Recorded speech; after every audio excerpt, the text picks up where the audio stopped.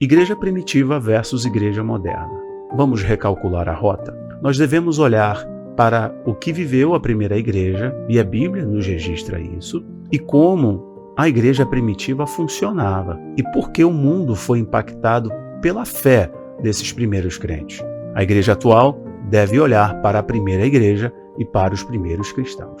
Aqui vão admoestações, conselhos e orientações aos crentes de hoje, para que possam olhar para o fundamento da fé cristã. Como foi a fundação da igreja primitiva? Durante 3 anos na Terra, Jesus ensinou os seus discípulos sobre o caráter, o reino e os mandamentos do Pai, os mandamentos de Deus, convidando-os a estabelecer a igreja como continuação de sua obra. Isso está em Mateus capítulo 16, versículo 18. Você encontra isso em Marcos também. Na grande comissão, ide ao mundo inteiro pregar o evangelho a toda criatura. Essa igreja deveria ser o local de crescimento na fé, no amor e com um ministério mútuo. Essa deveria ser a grande força motriz da primeira igreja e dos primeiros cristãos. Após a sua crucificação, Jesus conferiu aos apóstolos a grande comissão, investindo neles toda a autoridade celestial. Toda a autoridade ele deu aos seus apóstolos.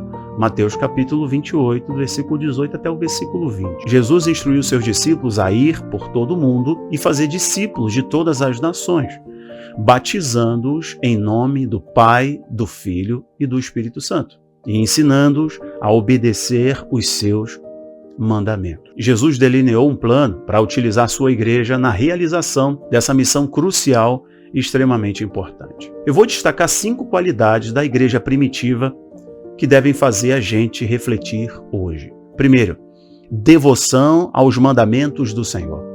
A igreja primitiva dedicou-se ao ensino dos apóstolos, à comunhão, à celebração da ceia, da oração e do partir do pão. Isso está em Atos capítulo 2, versículo 42. Segundo, paixão pelo que Deus estava fazendo. Os primeiros cristãos testemunharam muitos milagres e sinais poderosos realizados pelos apóstolos. Atos capítulo 2, versículo 43. Eles tinham autoridade e operavam muitos sinais e prodígios. Terceiro ponto importante sobre a igreja primitiva que nós devemos aprender e resgatar: unidade entre os membros da igreja. Todos os crentes estavam unidos e compartilhavam tudo entre eles, tudo em comum. Atos capítulo 2, versículo 44. O quarto ponto é muito importante para a nossa reflexão atualmente: generosidade. Muitos dos primeiros crentes vendiam as suas propriedades e bens para poder ajudar os mais necessitados. Isso é conflitante para a igreja de hoje, tão individualista. Atos capítulo 2, versículo 45. O quinto ponto é coragem para se destacar. Olha que coisa linda da igreja primitiva. A igreja primitiva continuava a pregação diariamente nos pátios do templo. Eles continuavam exercendo o chamado à vocação com coragem. Atos capítulo 2, versículo 46 registra isso. Anote, guarde no seu coração e reflita sobre o que eu vou falar agora. 4 práticas da igreja primitiva que nós devemos resgatar urgentemente nos dias de hoje. Primeira prática da igreja primitiva que devemos resgatar: acolhimento e inclusão. A mensagem de Paulo de que todos, independentemente das origens, podiam pertencer à família de Deus, abriu a igreja para pessoas de todas as culturas e de todos os costumes. Isso está em Colossenses, no capítulo 3, no versículo 11. Segundo, compromisso com o crescimento espiritual. Os líderes da igreja primitiva priorizavam o ensino das verdades de Deus sobre opiniões individuais. As opiniões individuais ficavam em segundo plano. O prioritário era o ensino das verdades espirituais, as verdades de Deus, garantindo assim uma base sólida da fé cristã. É a antítese do que vivemos hoje. O mais importante hoje é a experiência individual. Efésios capítulo 4, do versículo 14 até o versículo 15, está o registro dessa informação. Terceira característica: reuniões em casas menores. Essa era uma estratégia adotada pelos primeiros crentes, pelos apóstolos, que dava consolidação e fazia a igreja crescer. Muitas reuniões dos primeiros cristãos ocorriam em lares, promovendo uma conexão mais íntima e maior, e profunda também, gerando conexões íntimas e um profundo senso de confiança e pertencimento. Atos capítulo 5, versículo 42. Quarto, serviço à comunidade. Essa era uma característica muito importante da igreja primitiva que muitas igrejas abandonaram. Os membros da igreja primitiva se envolviam ativamente em obras sociais, auxiliando os necessitados, impactando positivamente suas comunidades. Filipenses capítulo 2, versículo 3 e versículo 4. Esses versículos mostram exatamente como a igreja primitiva, como os primeiros crentes, eram atuantes, transformando as comunidades que eles estavam inseridos. A igreja não era marcada somente pelo culto, pela liturgia dentro das quatro paredes. Hoje, as igrejas precisam planejar maneiras intencionais de alcançar suas comunidades e compartilhar o amor de Cristo, o amor de Jesus, àqueles que estão no seu entorno. Quando a gente reflete sobre as raízes, as origens da fé cristã, a gente pode inspirar as congregações a renovar seu compromisso com a adoração a Cristo genuinamente e seguir os seus mandamentos conforme a Escritura aos Hebreus nos orienta. Hebreus capítulo 10, versículo 23 até o versículo 25. Devemos renovar esse compromisso fiel em adorar a Deus e impactar aqueles que estão ao nosso redor. Esse é o compromisso da igreja. Agora me permita listar 5 práticas da igreja moderna que são totalmente contrárias aos ensinos da igreja primitiva e dos apóstolos de Cristo. Primeiro erro gritante: falta de dedicação ao ensino sólido. O que acontece é que, em muitos casos, a ênfase no ensino dos fundamentos da fé cristã é negligenciada. O problema é que hoje o ensinamento ele é pautado nas experiências individuais, levando a uma grande negligência dos fundamentos da fé cristã e gerando uma massa de cristãos superficiais. 2. A busca por sensacionalismo em detrimento da verdade espiritual. Isso aqui é muito importante. Alguns buscam experiências emocionais e sensitivas, em vez de um relacionamento sólido com Deus. Acabam priorizando milagres, emoções, em vez de maturidade espiritual. Sabe aquelas pessoas que estão sempre buscando uma emoção, uma sensação, um arrepio, uma sensação emotiva e até sensorial na casa de Deus? Mas quando a emoção falhar, muitas vezes ela falha, você vai achar que Deus te abandonou. Esse é o perigo da igreja moderna que busca a emoção e o sensacionalismo. 3. Falta de unidade e compartilhamento. Divisão e falta de comunhão profundas são características das igrejas modernas. São igrejas construídas para ser espaço de trânsito, espaços transitórios. Não foi essa a proposta da igreja primitiva e tampouco do ensino dos apóstolos. 4. Menos generosidade e serviço à comunidade. Em contraste com a igreja primitiva, algumas igrejas modernas, igrejas atuais, acho que a palavra correta é contemporânea, podem não se envolver de maneira significativa no serviço aos necessitados. É como se a igreja, de fato, não se importasse na prática com a dor daqueles que estão à sua volta.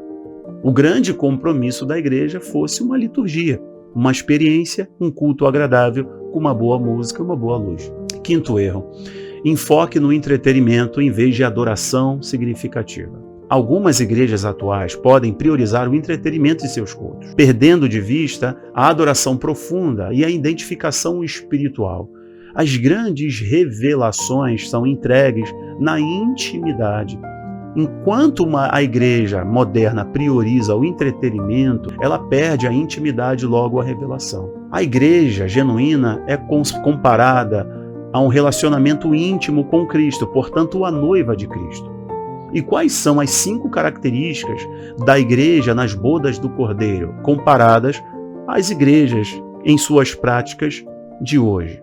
Vamos fazer um comparativo?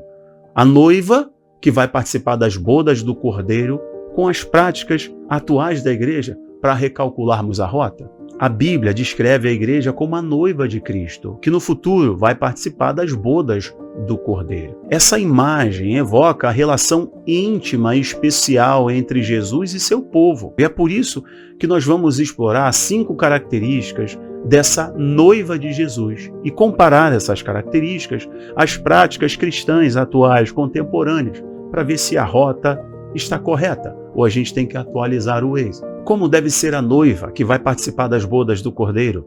Primeiro, devoção profunda a Cristo. Olha como está conectada a igreja primitiva. A noiva de Jesus demonstra uma profunda devoção a Ele, colocando-o no centro de todas as coisas.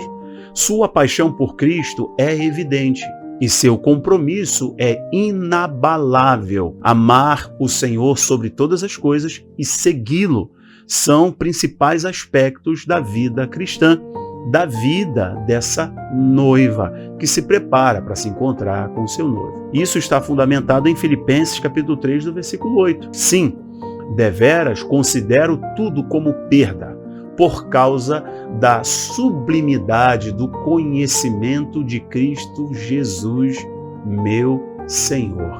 Fecha aspas. 2. Pureza e santidade. Hebreus nos diz: segui a paz com todos e a santificação, pois sem santificação ninguém verá a Deus. Você é noiva de Cristo? Você faz parte da igreja de Cristo? A noiva de Jesus é caracterizada por sua pureza e santidade. Estamos vendo isso hoje. Ela busca viver uma vida que agrada a Deus, que agrada ao seu Senhor, agrada o seu noivo. Essa igreja, essa noiva, se esforça para se afastar do pecado e buscar uma vida de retidão e integridade. 1 Pedro, capítulo 1, versículo 15 e versículo 16. Mas, assim como é santo aquele que vos chamou, sejam santos vocês também, em tudo o que vocês fazem. Pois está escrito: sejam santos, como eu sou santo. Fecha aspas. Quer saber a terceira característica da noiva? A noiva de Jesus valoriza profundamente a comunhão e a unidade entre os membros do corpo de Cristo. Você encontra isso lá em 1 Coríntios, capítulo 1, versículo 10. Paulo diz assim: rogo-vos, irmãos, pelo nome do nosso Senhor Jesus Cristo, que todos falem a mesma coisa e que não haja entre vós divisões. Antes, sejam inteiramente unidos na mesma disposição mental e no mesmo parecer. Fecha aspas. A quarta característica dessa noiva: compromisso com o evangelismo e missão. A noiva de Jesus tem no seu coração uma chama queimando, paixão pelo evangelismo e pela missão de compartilhar o evangelho do reino com todo mundo. Essa noiva que se prepara para as bodas do Cordeiro, ela se esforça continuamente para alcançar os perdidos, fazer discípulos, consolidá-los e também enviá-los. Mateus capítulo 28, do versículo 19 ao versículo 20, o próprio Senhor Jesus prepara a sua igreja, alerta os seus discípulos, dizendo o seguinte: portanto, ide e fazei discípulos de todas as nações, batizando-os em nome do Pai, do Filho e do Espírito Santo, ensinando-os a observar todas as coisas que eu vos tenho ordenado. Quer saber a quinta característica da noiva do Cordeiro? Ela tem esperança e se prepara para as bodas do Cordeiro. Ela tem expectativa em seu coração para as bodas, para essa grande celebração. A noiva de Jesus anseia pelo dia que participará das bodas do Cordeiro, mantendo no seu coração uma esperança viva, operante e eficaz na segunda vinda de Jesus. Inclusive, isso dará forças a ela, e ela sempre estará com a sua lamparina cheia. Ela se prepara constantemente, mantendo-se vigilante e fiel à promessa. Apocalipse, capítulo 22, versículo 20, diz assim para a gente, anote aí. Você é noiva do Cordeiro, você está aguardando a volta do Senhor Jesus. O que diz Apocalipse 22, 20? Aquele que dá testemunho dessas coisas diz: certamente venho sem demora. Amém. Maranata, vem, Senhor Jesus. À medida que contemplamos essas características da noiva de Jesus, é um lembrete importante para a igreja moderna, para a igreja atual, para ela poder buscar se renovar e renovar o seu compromisso com Cristo, em um desejo constante de devoção profunda, pureza, santidade, compromisso com o evangelismo, amor e acolhimento aos próximos. E por último, uma esperança viva, uma convicção de que o seu noivo, de que Cristo está voltando. E assim ela possa estar preparada, a igreja esteja preparada para as bodas do Cordeiro. Essa é uma promessa viva, verdadeira e fiel. É aquele que prometeu. Você é noiva de Cristo? Essas características ou as coisas que eu evidenciei tocaram em você? Refaça o seu caminho, recalcule a sua rota. Você está em uma igreja que não tem características da igreja primitiva, dos primeiros crentes? Ore, peça a orientação a Deus, recalcule a sua rota. Você é a noiva de Cristo? Mantenha no seu coração a chama da esperança de que Ele está voltando. Maranata. Ora vem, Senhor Jesus. Busque santidade, busque pureza, acolha os perdidos, socorra quem tem fome e não deixe de anunciar o Evangelho do Reino. Compartilhe essa mensagem para todo mundo. Que Deus te abençoe. Tchau, tchau.